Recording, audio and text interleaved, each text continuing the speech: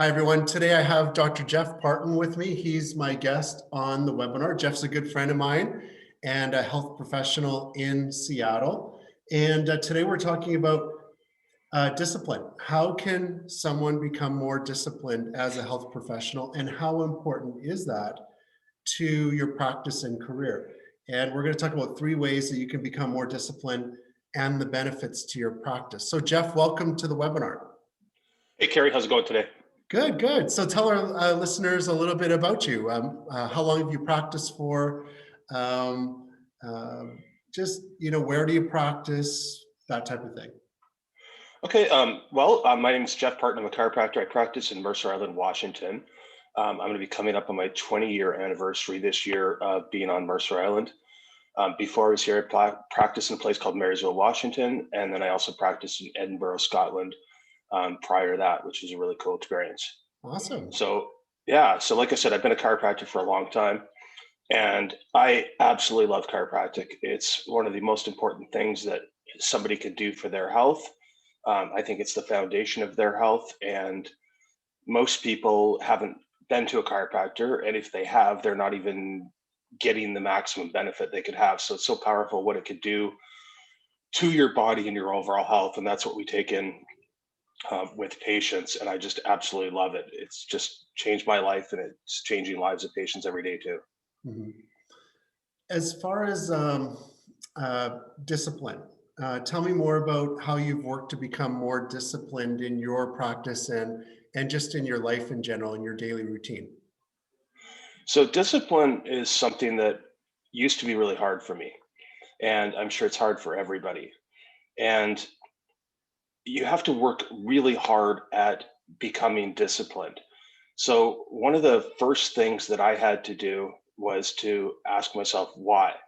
Why do I want to do this? Why do I want to put myself through this pain, be it physical pain, be it mental pain, as if you're doing something for work? You have to know the why.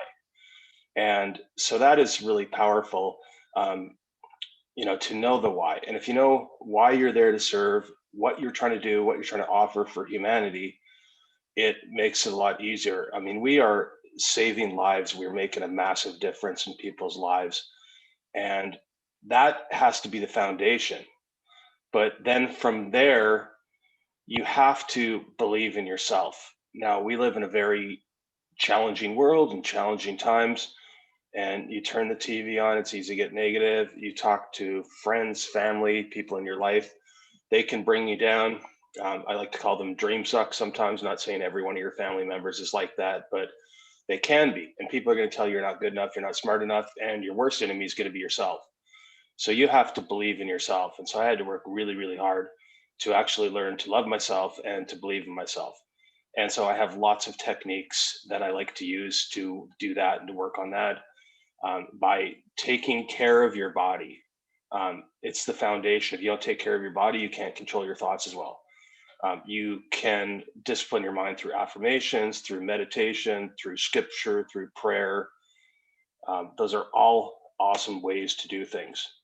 And from there, if you know the why and if you believe in yourself, then you've got to actually try to be the person that you want to be to actually create your life and your practice. And so you have to have a picture in your mind, at least this is what I've done, of who that most successful person is. Okay, what is that person going to do? What are their habits like?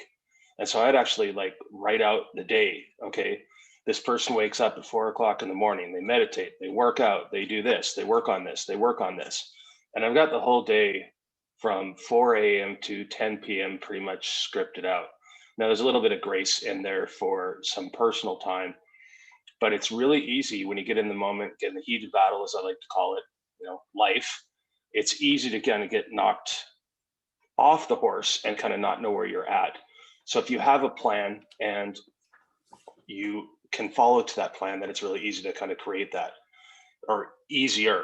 Now, if you have to be relentless though. I mean, again, and that's where the whole believe in yourself, be disciplined comes in, because there's going to be times where you don't want to get up, you don't want to work on your practice, you don't want to work on your mind, you don't want to work on your attitude, you don't want to work on your exercise. But it's like when you have that goal and you have that picture in your mind of who that person is and who you want to be, you that drives you and it inspires you. I mean, one of the things that I've done in the last couple of years is I actually let myself kind of go a little bit. I gained a bunch of weight. I got up to like 300 pounds, and I started putting pictures of what I looked like and what I wanted to look like out there. So it was constantly in my mind and constantly in my thoughts. And so if you're constantly having that sort of relentless, that burning desire to change things, and it's the same thing with you trying to change your practice or change your life, constantly having that burning desire in there. So in your life or in your mindset. And that has really helped me and has made a big difference. So constantly having a picture of what you want and then learning to fight through things. Because when you're in the middle of some task you don't like, I mean, anything we're not good at or we're not used to, we're going to feel uncomfortable. We're going to feel anxiety. And anxiety is just a feeling. It doesn't mean anything. It's just anxiety. It's your body saying, hey, I'm not used to this. And you have to learn how to channel that and how to harness that. And so one of the things that I've done is I'm really super into fitness and I do CrossFit. And there are so many different exercises that I do at CrossFit that are just super challenging. And I mean, I don't like to be there. There's times when I feel like I'm gonna throw up, feels like I'm gonna have a heart attack.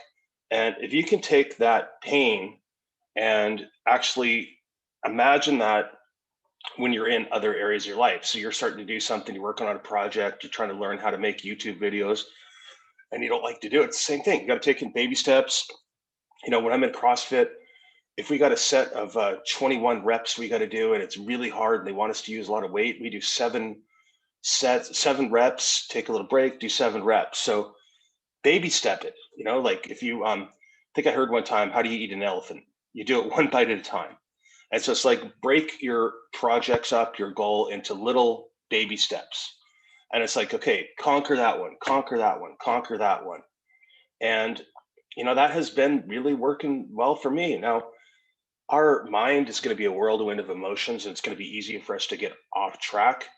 But it's like our highest priority should be to right the mind, to try to get yourself back on track and try to create more discipline in there so that you can have the life of your dreams. And again, if you have a great belief in yourself, and one of the things that I like to take as a foundation is I look at scriptures. And you know, there's a couple scriptures, Jeremiah 29:11. For I know the plans I have for you, plans to prosper you, plans not to harm me, plans to give you hope in a future. Philippians 4:19, and my God will meet all your needs according to his riches glory in Christ Jesus. Another one's Romans 8:38, 8:31, nothing can separate you from the love of God. And then Proverbs 3:5, trust in the Lord with all your heart, soul, might, lean not on your own understanding, all your ways submit to him, and he will make your path straight. So when you have that foundation, you have that belief in yourself, this relentless desire, this relentless pursuit, and you don't give up, because that's the key, is to not give up and not let your energy get drained and just keep moving forward. So that's kind of what I sort of work on and what has been working really well for me. You know, again, you're going to have highs and lows, but as long as you're moving forward and you're moving towards that target. Thank you, Jeff. That's a great answer, and you know, there's a lot there. I wanted to ask you about discipline and the benefits of it to you. Do you feel that you've always been disciplined, or have there been times where maybe you know had to regroup or learn how to become more disciplined? Do you have any tips that way, and just kind of share that with the viewers? No, I don't really think I had a lot of discipline before. I mean, I just kind of thought life should be easy and just kind of wanted to go to, you know, the beach in Mexico, drink Coronas and just have everything given to me. Well, life doesn't work that way. You have to work hard, you have to be determined. And so, again, once I determined, okay, who am I? Where am I at right now? And it was like really, truly honest with myself. And who do I need to be to become, to have the life of my dreams? So if you want to have the life of your dreams, you actually have to be that person. Your body's going to give you clues. The universe is going to give you clues. The Holy Spirit's going to give you clues as to what that would be like. And then you constantly try to work on becoming that person. And again, when you have a goal and you have a vision and you have a belief in yourself, it becomes easier to do that. But no, it takes hard work and it's challenging. But what isn't challenging in life? I mean, anything worth having is worth fighting for. For sure. What have you noticed that has been some of the greatest benefits of being more disciplined? You said you gained some weight and now you've really been more disciplined in the gym. What have the top three things, top three benefits been to you in the last year or two? Probably one, focus. I'm by being more disciplined and concentrating on one task at a time and not getting overwhelmed with all the things I should do and have to do and just doing what I can in that moment. That helps. Now, that also helps with anxiety. Part of discipline, if you want to have the life of your dreams, you got to take care of your mind, body, and soul. So you can't just go to your office and work on your practice day in, day out. You got to work on your mind, you got to work on your body. So I started doing a lot of exercise and a lot of things to try to work on my physiology to try to balance my hormones. And as I started doing that, I started to notice that, you know what, I started to think better and my anxiety was better. And that had really helped. And another byproduct of this is when you're actually more disciplined and you're actually watching what you put in your body because of you want to know how it affects your body and you're conscious of your food choices because you have a goal. Again, if I want to be the most successful chiropractor and business person I can be, if I'm fat and out of shape, I don't feel like I'm going to be congruent and I'm going to, people are not going to take me as seriously, or I'm not going to take myself seriously. So because of that and creating that, actually, the byproduct, I started to lose weight. And that wasn't my intention, but it's like now at 50 years old, I'm in the best shape I've ever been in. I'm the same weight I was in college, and it's it's awesome. So it's fun to do these things. Where does a health professional start? Let's say, people are listening to this webinar. They're thinking, it sounds great. There's a few things that I need to do, that I need to work on. Where should they start and how should they start to make that change? Well, one of the first things is take some time for yourself. I know we get busy. We're married, kids, and we work on the practice, or pardon me, we work in the practice, and then we go home and we work on the family, in the family. But we actually don't take any time to actually dig into our brain and to understand who we are and what makes us tick, and what our hopes are, what our dreams are, what our anxieties are. So take some time and be quiet. There's lots of different ways to do that, but journal, meditate, and writing down goals. That is a really good thing too. But then it's like, okay, what can I do to help achieve these goals? So if your goal is fitness and you want to lose 50 pounds, well, there's okay. Step one, I should change my diet. Step two, I should exercise. Step three, I should have a better attitude. I should like myself more. If I love myself, I'm gonna make better food choices too. So again, it's just taking time for yourself and then trying to organize your life from there. So, and visualizing exactly what the best day would be for you. So you've got your practice and you've got your time with patients, trying to get as organized and efficient when you're with patients, but then trying to be organized and efficient too in your morning time and in your evening time, so that what you're doing is going to help achieve you towards the direction of your goals. Does that make sense? Yeah, that totally makes sense. And I have a follow-up question. So would you give health professionals any advice as far as a morning routine before they get to the clinic? Are there any tips you have? And then how about when they get home, maybe before they go to bed, is there anything special they can do to be more disciplined and to help with their focus or productivity? Well, you kind of asked two things. I mean, there isn't there isn't really anything you can do to actually become more disciplined other than have a burning desire and to actually have that goal and that mindset and that picture of the life that you want, be it your body, your practice, and to know that you have to do things that are different than what other people are doing. I mean, most people, if they work at 9 o'clock, they're going to wake up at 8:15. They're going to throw some food in their face, and then they're going to hurry off in traffic and be stressed out and get to work kind of late.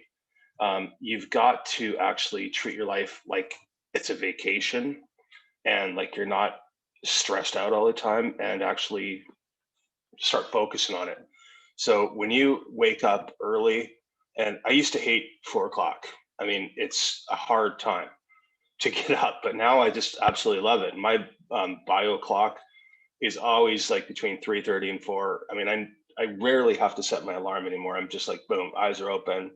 I'm ready to rock and get started. So it's like when you actually have these habits, my day starts at 4 o'clock. I start seeing patients at 9 o'clock, and I've done like 5 or 6 different things that most people haven't even done before they get to work. I mean, I meditate for an hour, I go to CrossFit for an hour, come back and do more energy work, read my Bible, um, and then eat some good food so that you can think good thoughts. It's really important to make sure your body has fuel, and doing everything you can to take care of your mind and body. And when you actually get up early, and I know it sucks, and I know like right now it's winter and there's like a ton of snow outside here. And so when I go to CrossFit tomorrow, it's going to be cold and, yucky out. But it's like, that's what, when you do those things that aren't ordinary and you're doing things that are not common, that's when you start to make the growth. And so you start to realize, okay, um, I'm getting up early, I'm doing this. I mean, give yourself a pat on the back and just force yourself to do it. I mean, you're going to have every excuse in the world of why you can't. It's cold. I want to hit that snooze button. Just, like Nike says, just do it. And when you start doing these things and creating these habits, then it will start to make a difference. But it's like, we use the analogy with patients all the time. Um, for healing, it's like pouring water on dry grass. You're not going to notice anything right away. But as you keep watering that grass and give it fertilizer, give it love, you're going to start to notice a difference. I mean, I didn't even think that I'm really that disciplined, or I don't really think I'm disciplined now. But when I talk to people, they're like, holy wow, you're super disciplined. I mean, because I get that most people don't wake up at 4 o'clock. Most people are not doing CrossFit in the morning. They're not doing yoga in the morning. They're not meditating in the morning. But I'm trying to do everything I can because I have a day scripted out of, I know what is going to allow me to have the best possible chance to have the best day, so that my energy's the highest it can be. And if my energy's where it should be and my attitude's where it should be, then everything's going to happen naturally, because ultimately God says he will bless you if you believe. Law of attraction, what you think about is what you get. So again, you have to constantly focus on trying to get those little victories. And it's like little victory, little victory. If you get 6 things done or 5 things done or 4 things done in a day, I'm talking besides seeing patients in practice. I mean, give yourself a pat on the back. That's awesome. And the more you can do those things, the better off you're going to be. Small victory too. I mean, make your bed. Start off and make your bed, make your house organized, so that when you come home, you're like, I'm organized, I'm disciplined, this looks awesome. You know what I mean? But just like one little victory at a time, next victory, next victory. Never get satisfied. If somebody wants to start a morning routine, they want to get up earlier, how long should they give themselves? How long will it take them to maybe establish a routine where they're getting up an hour earlier, and maybe they are reading the Bible, or they're meditating, or they're going to the gym? So how much time should they give themselves? And what did you find when you wanted to start a new routine? How long did it take you? It really just goes back to what do you want? Do you have a burning desire? I tried kind of, messing around with, oh, I'm going to get up at this time and I get up at this time. But really, if you're, oh, I want to sleep more, I want to do this, I get it. I know sleep is important, but if you're wussing out and getting up at like, okay, I'm going to give myself a half hour, that's not enough time. Just do it. Now, you might not have to get up at 4 o'clock like I do, but I find that I need about 90 minutes of breathing work and meditation to get my energy right. And then I need to go to CrossFit. So I need about 2.5 hours before I even actually do something. So, it's like if you're quitting smoking, I mean, I don't know if there's you can do it and kind of wean off or something like that. But I mean, it's painful regardless. And I'm not a smoker, but if you're talking about food, I mean, it's just doing it. Now we're going to have times where we fall off the horse and we get off track, and just give yourself grace. We're human. It happens. If you can have where 80% of the time you're making positive choices, and 80% of the time you're actually moving forward towards the direction of your goals, then you're going to start to achieve them. So it's like, just the main thing is to have that burning desire. Because if you don't have your why and know why you're doing this, and you're here to serve and you're here to make a difference to humanity, because it's not about making that bank account fat. Because if you're trying to make that bank account fat, then that's not going to get you jazzed. You're not going to get up and you're not going to have that discipline. But if you know your why and you believe in yourself and you love yourself and you want to crush your goals, crush your dreams, then you're going to get there. As far as knowing your why, what can the viewers do if they're not sure, if they're a little foggy as to what their why is? What can they do to kind of explore that or go a little bit deeper on that topic? So one thing that really helped me, I read a book by John DeMartini, who was actually in the movie The Secret, called The Values Factor. I read that and it totally transformed my mind about what are my whys. And as you start to kind of learn, okay, what are you passionate about? I mean, one of the things is I learned is I love to teach and I love to help people. And that feeling, or that joy, whatever you want to call it, that I get when I actually see people grow, that's one of the things that drives me. And, it's not going to, so again, finding out what that why is, and it's not going to be money. It's like, okay, what do you want to do? How do you want to make a difference? How can you serve? Why do you want to serve? If you have that, then it's not easy, because nothing's easy, but it's easier.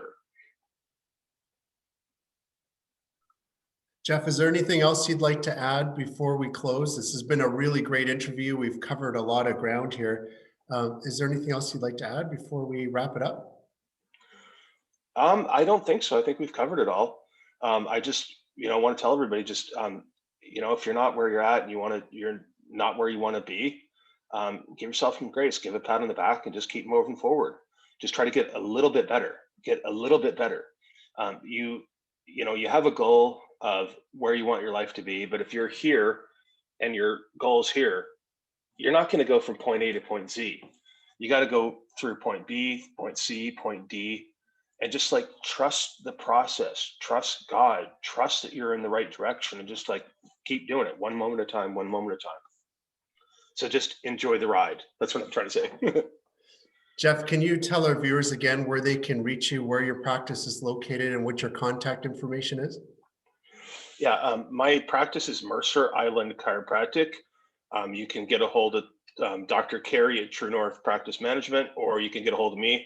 My office is Mercer Island Chiropractic, and you could email me at drjeff@michiro.org. That's michiro.org.